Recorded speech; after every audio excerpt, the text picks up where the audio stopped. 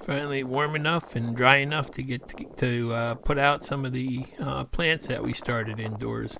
I'm just kind of starting in this little box up by the house. We had these Chinese lanterns that my wife wanted me to grow, and I guess there's some type of a ground cherry that she wants to dry and use the flowers from. So first thing I did is I just this is that box that I had filled with the compost topsoil mix, and I just stuck them in the ground there quickly, and time to move on. And here's my pepper plants and eggplants. They're a little bit overgrown, so I just loaded them on the golf cart, and my wife's bringing them down to me now.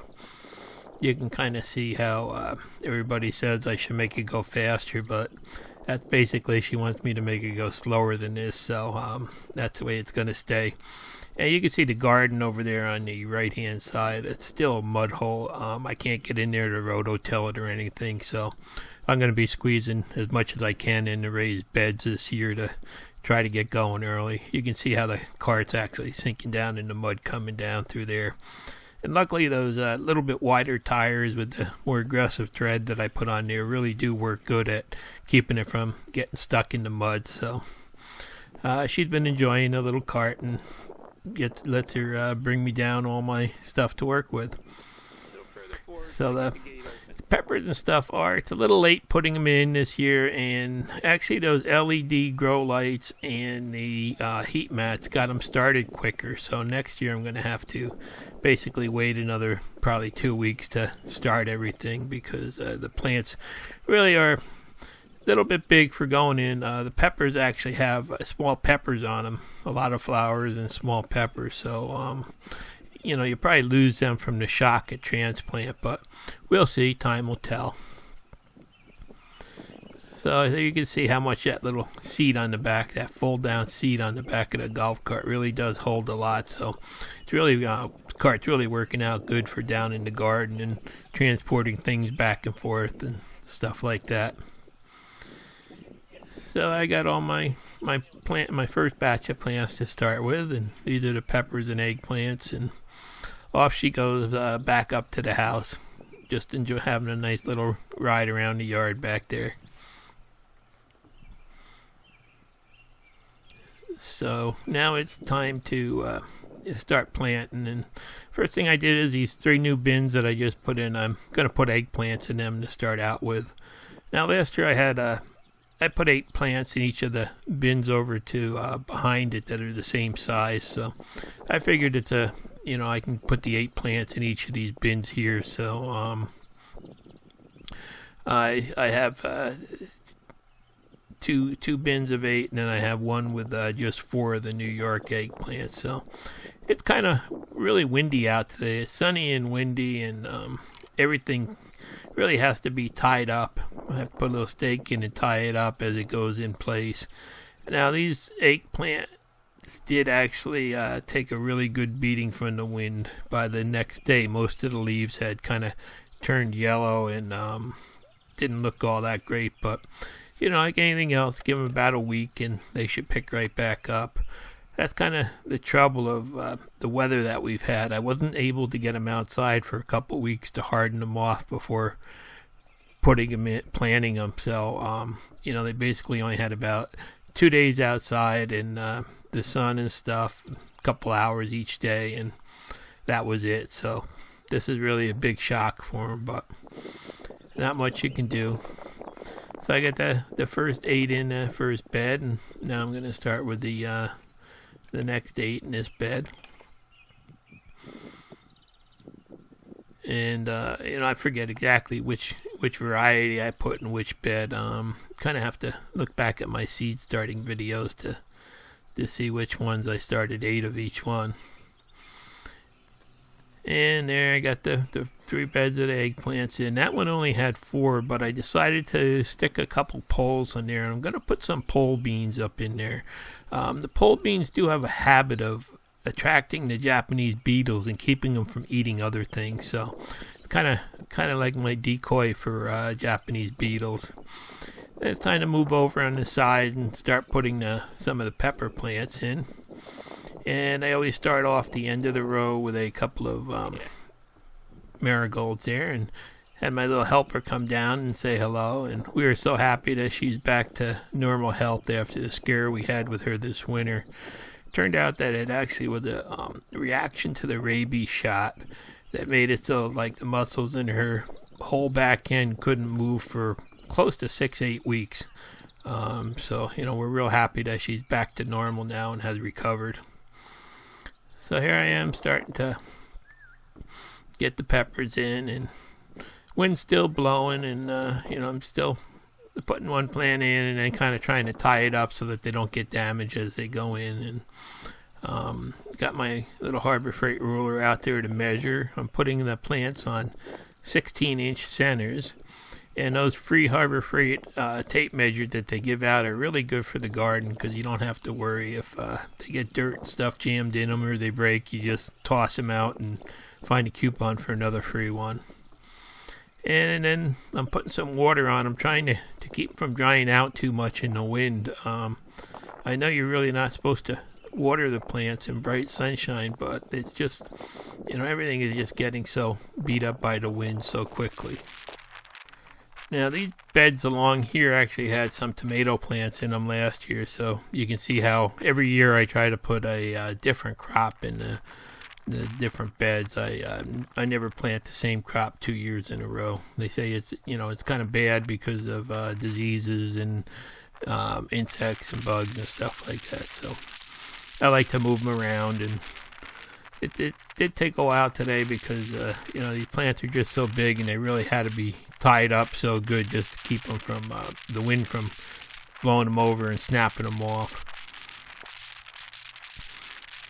So using these styrofoam cups really does, I've been using them for I think 8 years now, 8 or 9 years, and it really does make it easy to transplant and just put the cups away and use them again next year, so there's really no waste at all with them.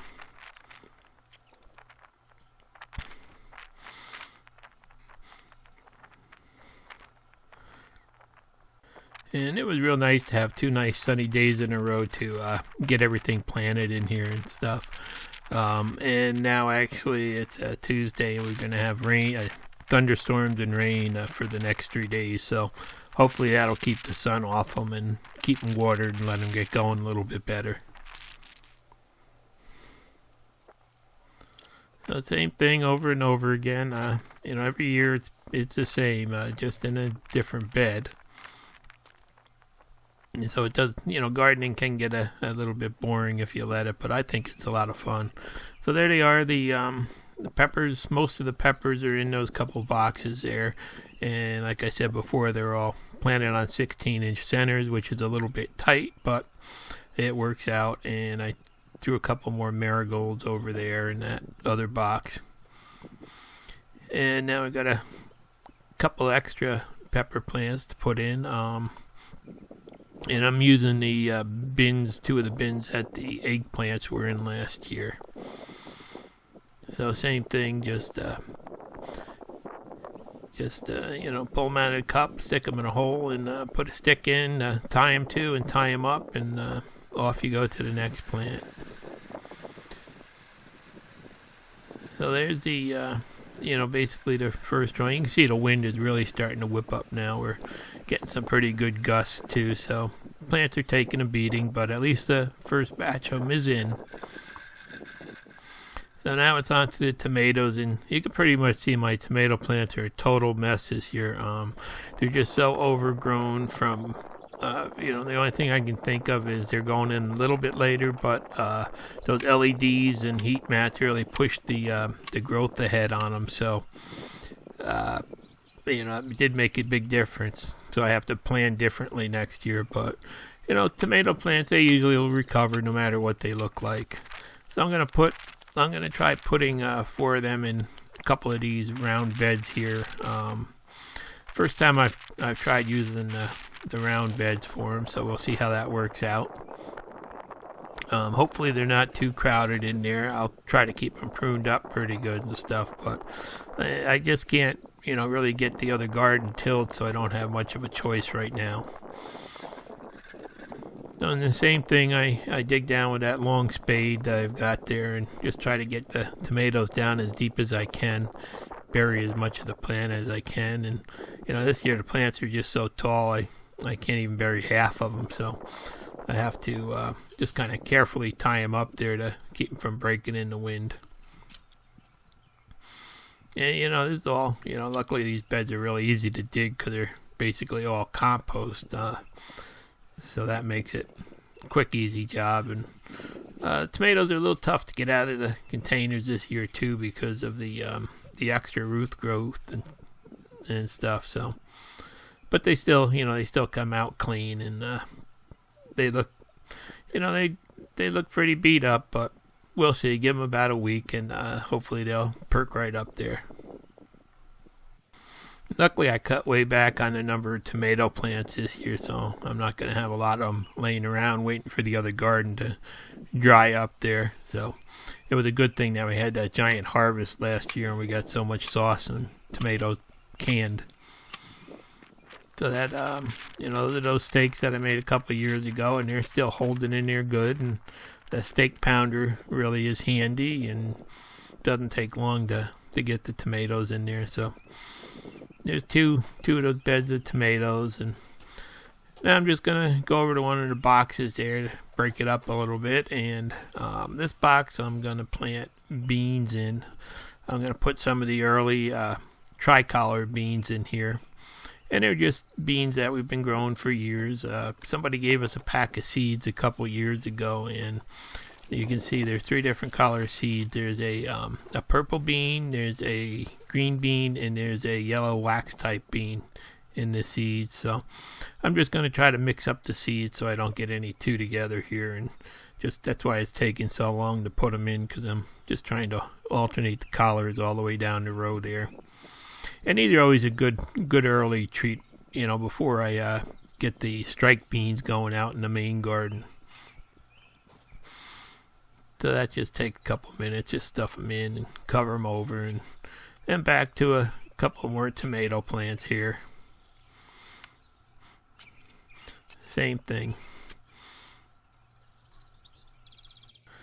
And this is really the tightest I've ever planted tomatoes together in the past, so we'll see how they work out. Then the next 2 beds down, I'm putting some pickling cucumbers. One's a Boston pickler, and another one is a Chicago pickler I'm trying this year. So I just laid some stakes going over to the top of the fence there, and I'm going to plant some seeds around each stake, and I'm hoping to get these cucumbers to grow up on the fence and use it like a trellis.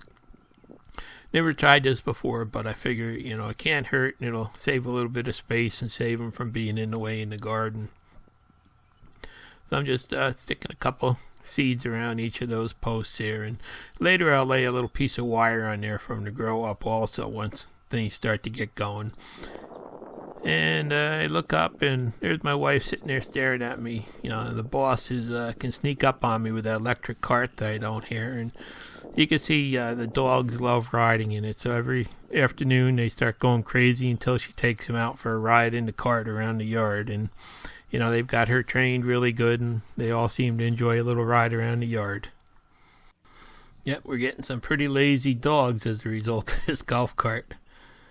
Okay, so back to the garden there, and I've got another bin in the back corner here. I'm going to put some more tomatoes in, and this is just going to be 4 Amish paste tomatoes going in there. And I'm just putting an extra stake in the middle of each of these bins. Hopefully I can just tie some ropes across there to help manage everything and stuff. I'll find out once everything starts growing, but you can see how tall these things are. They're just tall and spindly, and should have been put out about a month ago, it looks like. So next year I will start everything a little bit later.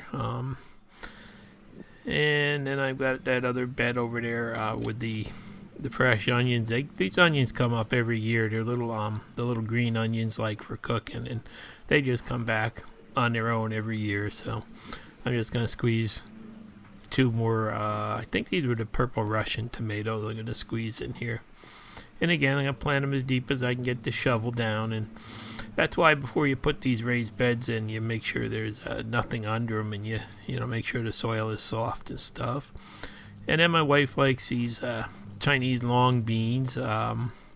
They grow to be about 3 feet long, and she likes the flavor of them. It's not my favorites, but they do grow like a pole bean. So I've got this little trellis here and a couple poles. I'm just gonna stick a couple of them in the ground, and hopefully they won't take up much room. And luckily the Japanese beetles don't go after them.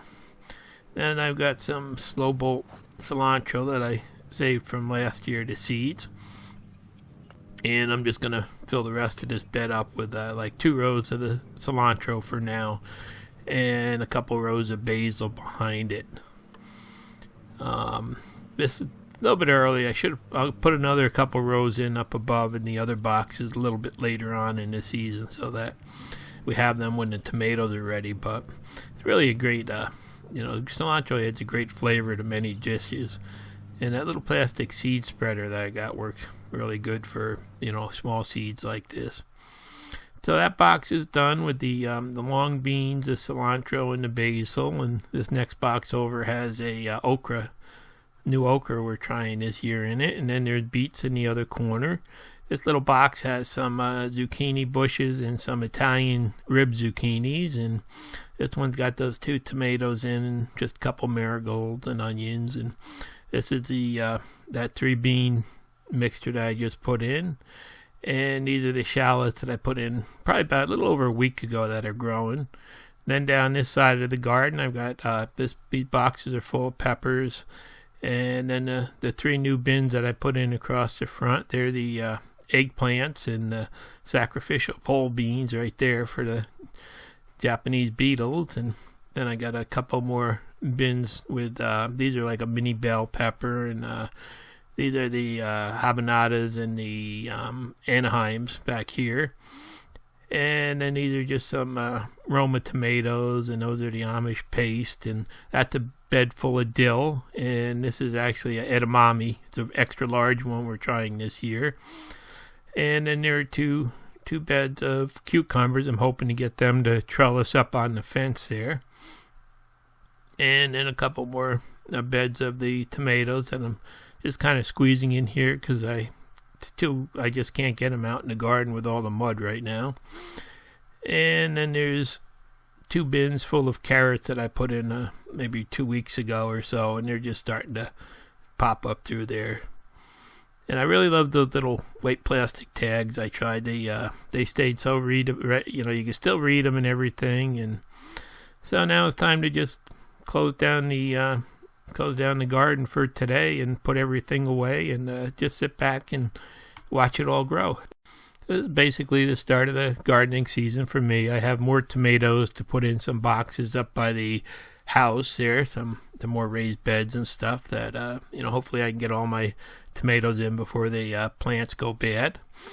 And just hoping in a couple weeks I can get the rest of the garden tilled and put in. Wishing everybody a great gardening season, and thanks for watching. Please subscribe.